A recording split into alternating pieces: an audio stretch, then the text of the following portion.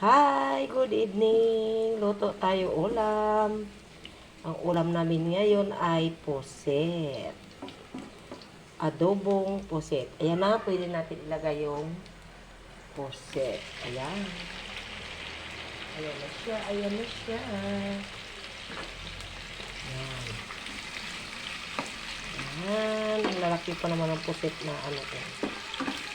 Ayan na siya guys. Lagyan na natin siya ng dahon ng laurel at saka paminta. Ayan. Ayan na guys, luto na ang ating adobong pusit. Tayo ay kakain na. Ayan guys, yummy yummy ang aking adobong pusit. Sauce pa lang. Yummy yummy na. Ayan na guys. Order na.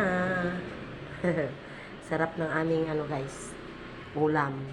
Adobong pusit. Thank you for watching. Tayo na kakain na.